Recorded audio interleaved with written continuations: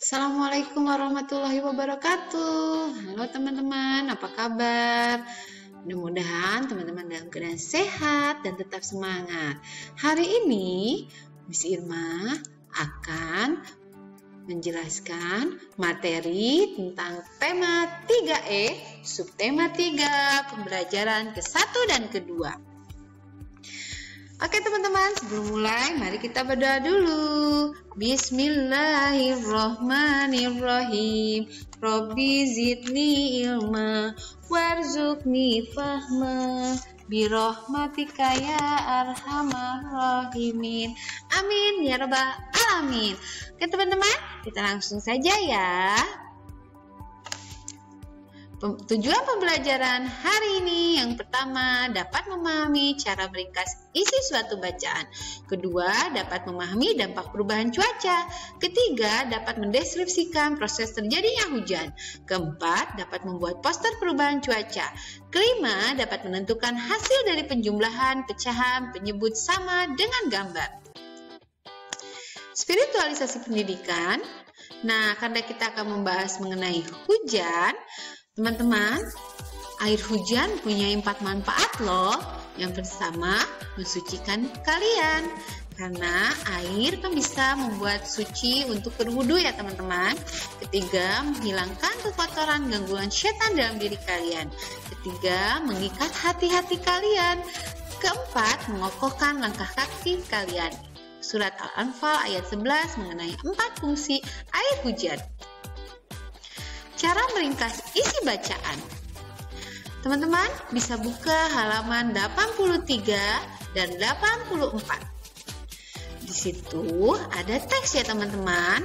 Nah, bisa teman-teman baca. Materinya yaitu tentang meringkas isi bacaan. Tapi sebelum itu, Miss Irma akan memberitahu bagaimana cara membuat ringkasan.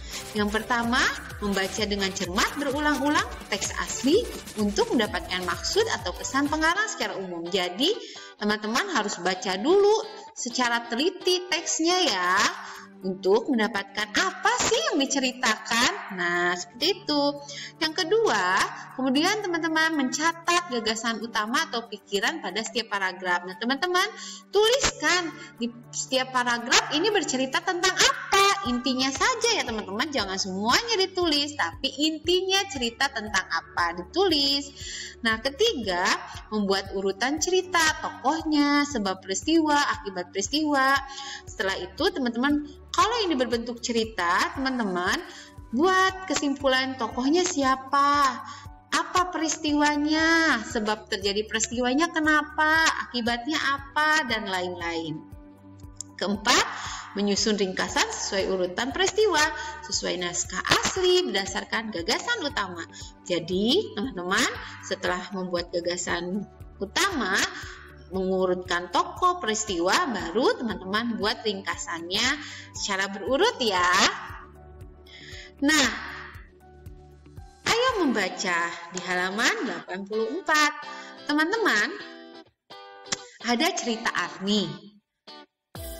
Nanti teman-teman baca ini yang teliti ya. Kemudian teman-teman buat ringkasannya.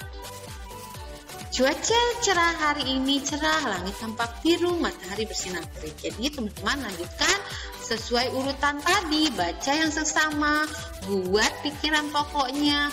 Terus juga teman-teman buat sebab akibat peristiwa yang terjadi, akibatnya apa, tokoh-tokohnya siapa, kejadiannya di mana. Nah, seperti itu baru nanti teman-teman buat ringkasannya. Nah, itu untuk tujuan pembelajaran pertama, yaitu membuat ringkasan. Sekarang kita masuk materi halaman 92 teman-teman. Buka halaman 92, yaitu mengenai surel. Teman-teman tahu nggak sih surel itu apa? Surel itu adalah surat elektronik atau bahasa lainnya adalah email. Nah, teman pernah dengar kata email? Nah, nama lainnya adalah surel. Karena sekarang zaman teknologi sudah maju, jadi membuat surat menggunakan elektronik. Tidak lagi membuat dari kertas terus ke kantor pos. Jadi tinggal kita kirimkan melalui email. Nah, di sini halaman 92 ada contoh teman-teman surel yang dibuat oleh Arga untuk Bimo. Arga membuat surel ini karena diberi tugas oleh Bu Guru untuk membuat surel. Kemudian Arga membuat surel untuk Bimo dan Arga menceritakan pengalamannya berkunjung ke Waduk Purwakarta. Bagaimana kabarmu? Yang pertama, teman-teman, di sini ya, kalau dalam surel, teman-teman, itu ada Jakarta 3 November 2018. Jadi ini dibuatnya di Jakarta pada tanggal 3 November 2018. Hai Bimo, berarti ini surat untuk Bimo. Bagaimana kabarmu? Semoga Bimo dan keluarga dalam keadaan sehat. Ini adalah salam pembuka dalam surat. Minggu lalu, nah baru di sini isi suratnya. Jadi Arga mulai bercerita, minggu lalu aku berwisata ke Waduk Jatiluhur di kota Purwakarta. Teman-teman tahu nggak waduk? Waduk itu adalah bendungan, ya, danau yang besar yang digunakan untuk mengairi sawah, pertanian, dan juga bisa digunakan untuk PDAM, pembangkit listrik tenaga air, yang bisa menghasilkan listrik yang kita gunakan sekarang. Waduk Jatiluhur merupakan bendungan untuk menampung air dari Sungai Citarum. Di sana aku berwisata alam. Tempatnya indah sekali. Kau harus berkunjung ke sana. Waduk Jatiluhur sangat luas. Air di waduk dimanfaatkan untuk berternak ikan dan mengairi sawah-sawah. Warga merasakan manfaat tersebut. Sebelum ada waduk, sawah-sawah mendapat pengairan dengan cara tada hujan. Bila hujan turun, sawah akan mendapat air. Nah, teman-teman, tada hujan ini jadi para petani memanfaatkan air hujan untuk mengairi sawah.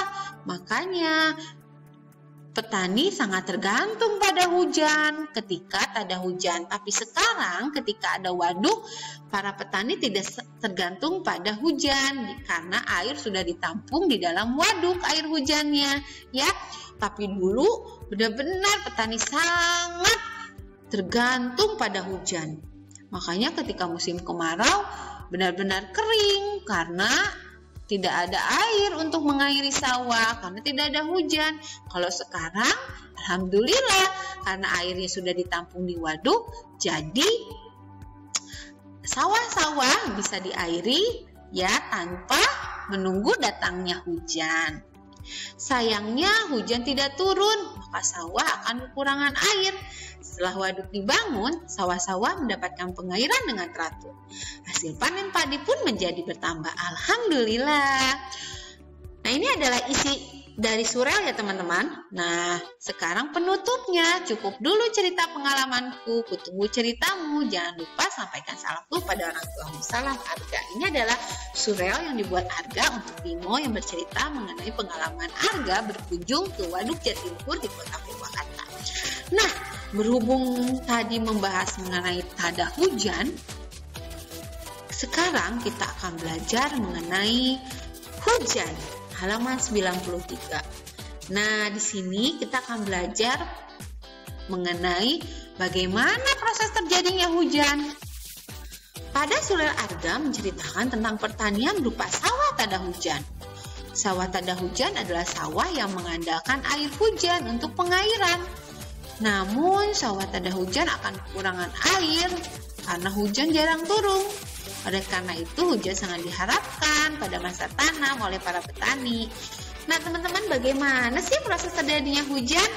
Nah, di sini dijelaskan bahwa proses terjadinya hujan yang pertama adalah air di laut terkena sinar matahari, maka terjadilah penguapan. Jadi, air laut yang terkena panas sinar matahari akan menguap. Nah, hasil uap air itu akan membentuk awan. Kemudian ini terbawa angin. Makanya seperti maju ya teman-teman, kalau hujan ya, kalau awan itu kayak maju, itu awannya terbawa angin. Lama-lama awan ini penuh dengan isi hujan, makanya berwarna kelabu atau mendung.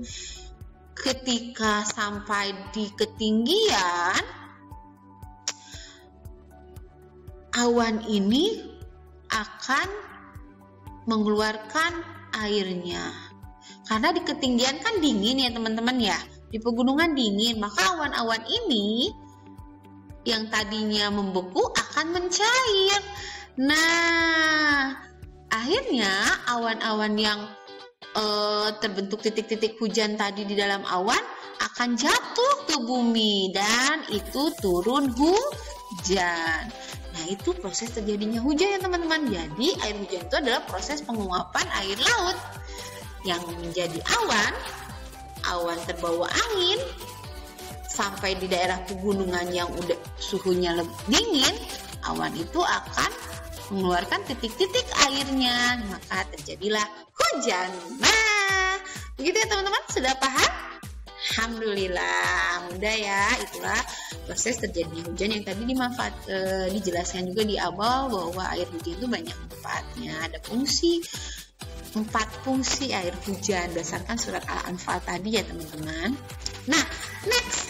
Sekarang halaman 89. Halaman 89 ini menjelaskan mengenai poster. Apa sih itu poster? Nah, poster merupakan pengumuman yang dibuat untuk mengajak orang lain berbuat suatu kebaikan. Biasanya poster ini berisi ajakan. Hindari mandi berendam, air pancuran bisa jadi alternatif untuk mandi hemat air. Jadi poster ini adalah suatu ajakan. Nah, kalau di sini berarti ajakan untuk menghemat air. Ya, jadi poster ini harus bahasanya itu berupa ajakan ya teman-teman. Ajakan, mengajak untuk berbuat sesuatu yang baik. Nah, itu adalah poster, mengajak orang lain. Nah, bagaimana sih cara membuat poster? Karena ini teman-teman harus membuat poster nih. Alat dan bahannya kertas gambar, penggaris, pensil warna, spidol atau krayon. Kemudian buatlah kertas HVS, jangan lupa diberi garis pinggir, kemudian bismillah dulu sebelum gambarnya ya teman-teman ya. Oke, itu poster. Jadi poster itu adalah suatu ajakan ya untuk berbuat kebaikan dalam bentuk tulisan dan gambar. Oke, teman-teman, kita sekarang masuk ke materi penjumlahan pecahan penyebut sama menggunakan gambar. Nah, pertama Miss Irma akan munculkan ini. Oke, teman-teman, ini pecahannya berapa? Ada 10 kotak yang diarsir 4. Jadi pecahannya berapa? 4/10. Ya. Kemudian gambar kedua, ini masih sama 10 bagian tapi yang diarsir 2. Jadi pecahannya berapa? 2/10. Nah, kalau dijumlahkan, digabungkan, maka 4 yang tadi diarsir ditambah 2 yang diarsir, jadi berapa pecahannya teman-teman? Nah, penjelasannya seperti ini. Dari 10 bagian, 4 yang diarsir, pecahannya 4/10.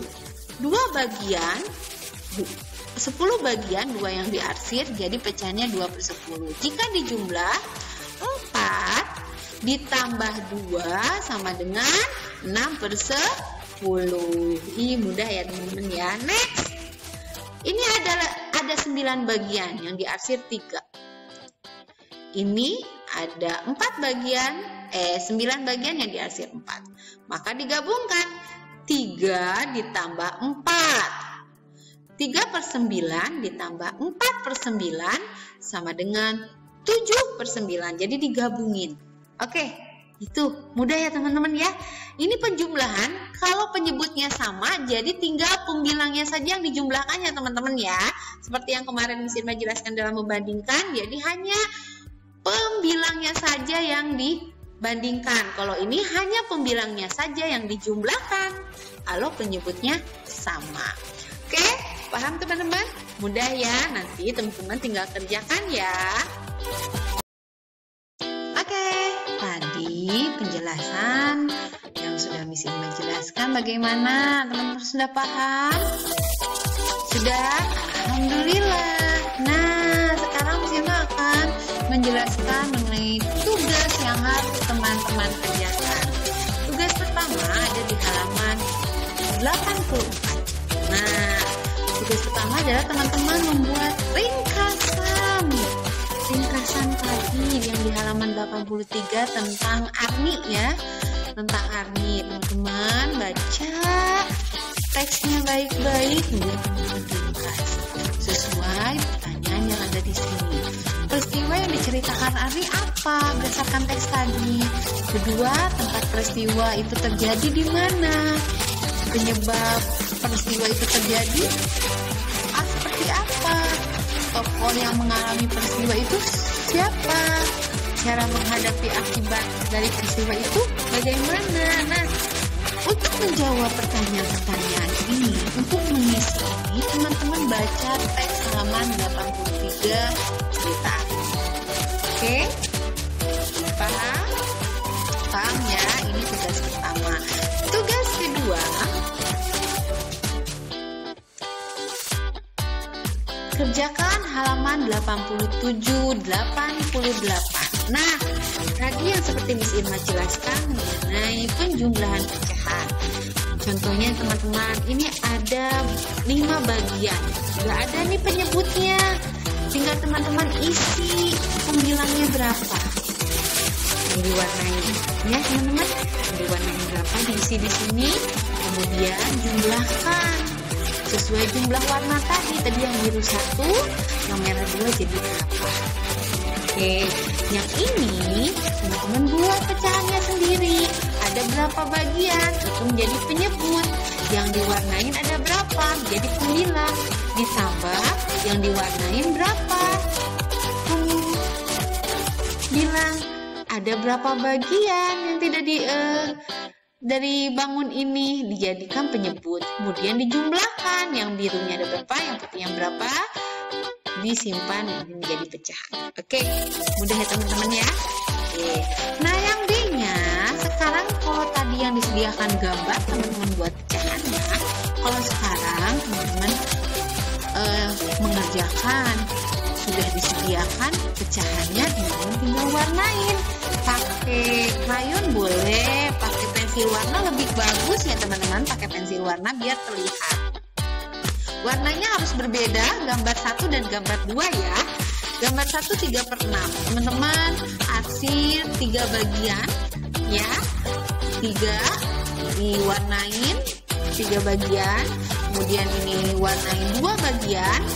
Kemudian di sini gabungkan dari 3 bagian dan 2 bagian ini di sini. Nah, di sini yang 3 bagian warnanya sama yang ini.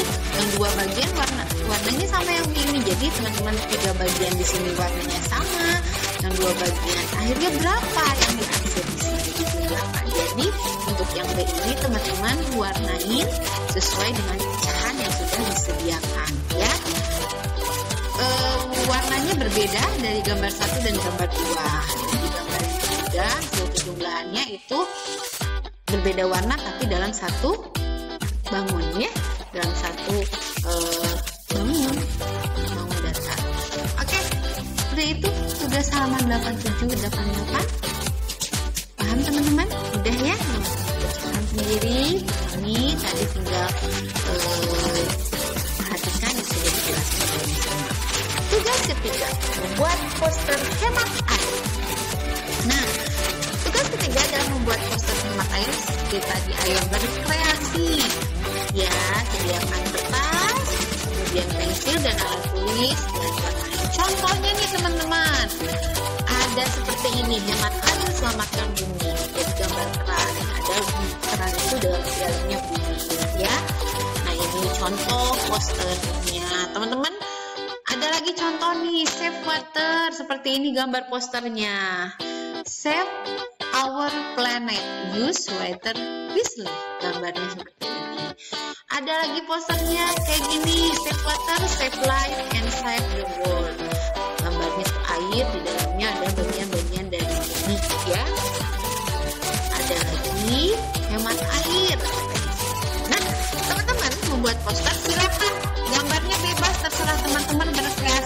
Tidak harus sama kayak yang ini, Miss.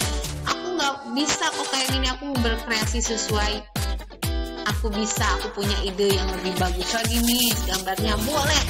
Ini hanya contoh. Teman-teman boleh berkreasi gambarnya berdasarkan kreativitas teman-teman ya. Jangan melihat contoh saja. Tapi Miss, aku mau sama ngikutin sama yang dicontohkan Miss Irma. Nggak apa-apa, boleh ya. Boleh, yang penting gambar posternya rapi ya teman-teman ya.